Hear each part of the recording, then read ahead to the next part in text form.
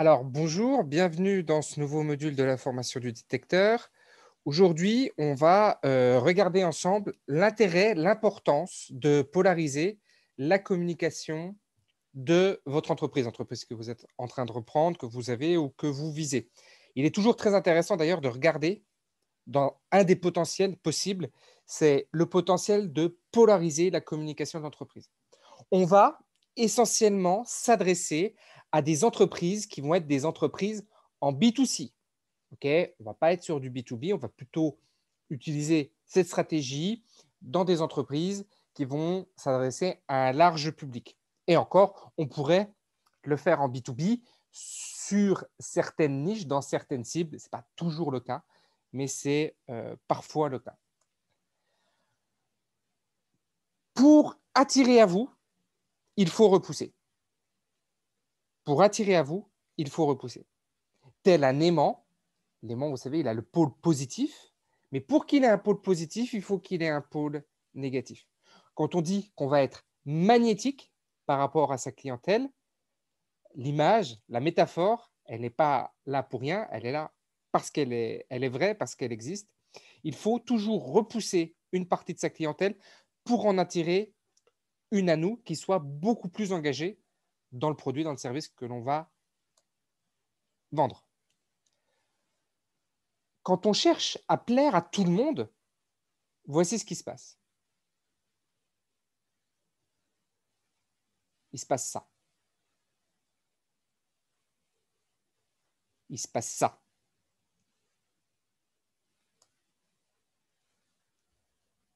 Quand on fait ça, quand on cherche à plaire à tout le monde, en fait, on plaît à personne. On est illisible, invisible, peu clair. On n'a pas envie de s'engager auprès de cette personne. Et là encore, on est sur des exemples qui sont assez simples, mais on a beaucoup d'exemples. Je vais prendre la restauration parce que c'est vraiment un exemple frappant. Vous savez, on sert à la fois des pizzas, des paellas, des fruits de mer, des steaks. On a tout et au final, on n'a rien. Maintenant, quand on va polariser, voici ce qui va se passer. On va avoir ça. C'est clair. Pas besoin de parler 10 ans. On sait qu'on va servir des Parisiens, des sandwichs parisiens. Et d'ailleurs, ici, juste au-dessus, c'est écrit sandwich artisanal. Il va se passer ça. Est-ce que j'ai besoin d'expliquer quel est le produit que je vends? Non. Est-ce que tout le monde va l'acheter? Non. Mais ceux qui vont l'acheter sont des gens qui vont être engagés, c'est des gens qui vont être prêts à payer plus cher. La bataille du prix est toujours une bataille perdue. Il y aura toujours quelqu'un qui fera moins cher que vous.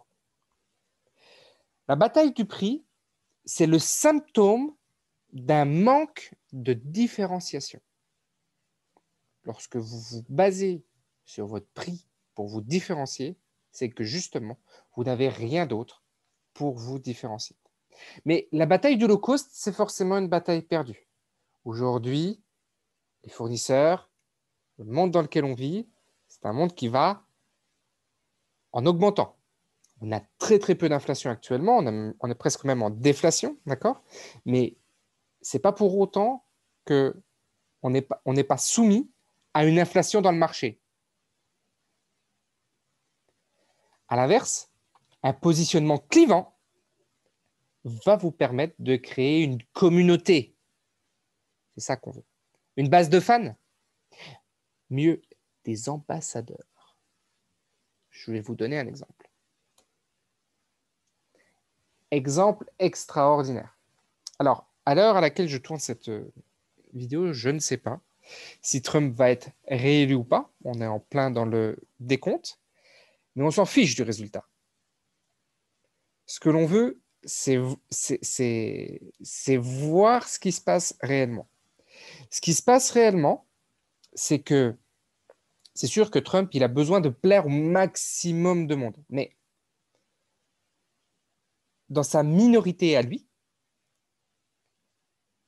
il a engagé très fortement les gens autour de lui parce qu'il a polarisé extrêmement, extrêmement, extrêmement fortement. Il a des gens qui travaillent pour lui gratuitement, qui sont prêts à porter sa marque. Quand Trump a été ruiné, ce qu'il a sauvé, c'est sa marque personnelle. Il coûtait trop cher d'enlever sur les immeubles de Trump l'enseigne Trump parce que ça dévalorisait trop l'actif. Le principal actif, c'était sa marque. C'était une marque positionnée fortement, lourdement. Soit on aime, soit on déteste. Le Coca-Cola, soit on aime, soit on déteste. Il n'y a pas d'entre-deux. J'aime un petit peu le Coca-Cola, mais pas trop. Ça n'existe pas, ça. Ce qui existe, c'est des gens qui aiment ou c'est des gens qui n'aiment pas. L'iPhone, exemple extraordinaire. Je déteste personnellement l'iPhone. Je déteste la marque Apple. Je ne l'utiliserai jamais. Ok, moi, je suis un Android depuis le début. Et l'iPhone, c'est soit oui, soit non. Le Mac, c'est soit oui, soit non. Une marque reconnue. Les émissions de télé-réalité, les Marseillais, les je sais pas quoi, les Love Story, etc. à l'époque, je parle de ça il y a trop longtemps. Eh bien là, pareil, on a une polarité très forte. On a soit des gens qui vont adorer, qui vont être ambassadeurs, qui vont être dans la communauté, qui vont regarder même ensemble les émissions chaque fois, tous les jours. Ils sont plutôt jeunes. Soit une majorité qui va détester. Pour autant, c'est une niche, c'est un marché, c'est un segment de marché qui est intéressant pour les producteurs de télé. Le beurre salé. Ma maman détestait le beurre salé. Elle n'en mangeait jamais. Okay, le beurre salé, c'est un positionnement. Et le beurre salé se vend beaucoup plus cher que le beurre normal, notamment quand il est en mode. Les baskets Nike. Okay, soit on aime, soit on déteste. Il n'y a pas de compromis. Mieux, on va affirmer lourdement la chaussure. Je ne sais pas si vous avez suivi les chaussures Lidl, les chaussures jaunes, bleues et rouges et blanches, je crois, qui se vendaient à 8 ou 9 euros. Tout le monde se les a arrachés. Il y a eu un effet de rareté. On aurait pu les vendre à 50 euros. Ça serait passé rapidement, facilement, simplement. La Guinness, la bière, soit on aime, soit on déteste.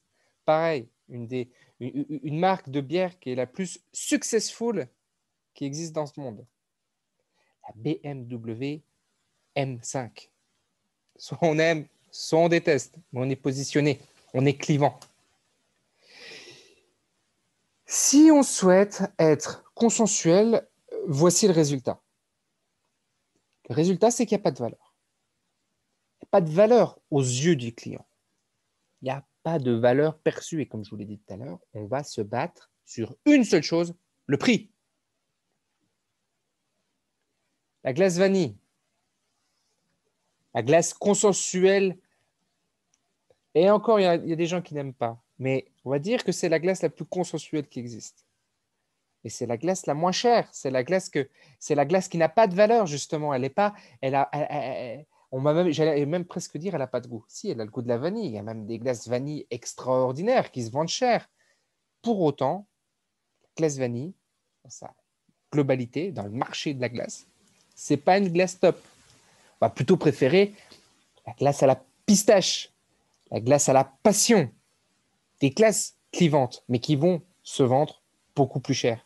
Même si quand on va chez le marchand de glace, à peu près toutes les glaces sont pareilles, mais c'est rare qu'on prenne une glace à la vanille quand on va chez le marchand de glace, parce que justement, on y met de la valeur. L'eau en carafe. Rien de plus basique que de l'eau en carafe. Ça n'a tellement pas de valeur qu'on vous l'offre dans les restaurants. Ça n'a aucune valeur. Quand on est consensuel, il n'y a plus de valeur. On se bat sur le prix et sur rien d'autre. Alors, on peut essayer de remettre de la valeur, Evian, etc., communication autour de ça, mais on commence déjà à recliver dans l'eau, dans le marché de l'eau, quand on va le faire.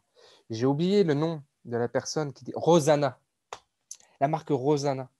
On avait le papy qui venait devant la télé et il disait, ben voilà, ça c'est une eau et il y a du magnésium, il n'y a jamais eu autant de magnésium que dans celle-là. Extraordinaire. Je vais jamais chercher cette eau. Ça ne me concerne pas. Ça clive. Et alors après, il y a des contre-exemples. Il y a des faux contre-exemples. Coluche, consensuel ou pas consensuel? Coluche, à son époque, c'était une catastrophe dans le sens du consensualisme. Il était extrêmement clivant. Ce n'était pas quelqu'un qui était vraiment apprécié. On oublie vite ces choses-là. Mais Mandela, est-ce que Mandela était consensuel à son époque? Non. Charles de Gaulle, Charles de Gaulle, Charles de Gaulle, est-ce qu'il était consensuel? Oh que non. On a vite oublié tout ça. Mais non. La polarité, c'est véritablement quelque chose d'important que vous devez manifester. Et après, il y a des vrais contre-exemples. Non, ce que tout le monde aime, à partir du moment où c'est rare, on va créer de la valeur par la rareté. Ça, c'est vrai. Le chocolat noir, extraordinaire, très consensuel, mais il est de très très bonne qualité, il est rare à trouver. Ça met de la valeur. Sinon, les chocolats, vous savez, il y a des chocolats, ils ne sont même plus de marque. Le truc, c'est juste le code barre et puis l'ingrédient et c'est tout. Parce qu'il n'y a, y a pas de valeur. Le chocolat, sinon, il n'y a même pas à argumenter et ça se vend, mais ça se vend et on va comparer les prix et la qualité, mais la qualité va devenir rare et cette rareté va nous créer de la valeur. Alors le climat de bonne qualité, quand je parle du climat, je vais parler du soleil. Ça va se vendre le soleil. Quand on va avoir une agence de voyage, on va vendre le soleil, on va vendre quelque chose qui est rare dans nos contrées, dans une partie de nos contrées. Et donc, ça va avoir peu de valeur pour les gens qui vivent tout le temps au soleil. Je discutais même avec des gens qui vivaient au soleil. On oublie le soleil en fait. Quand il est tout le temps là, on l'oublie. Mais quand il n'est plus là, on y pense. Alors, les aliments de bonne qualité, je vous l'ai précisé tout à l'heure. Et voilà, donc la rareté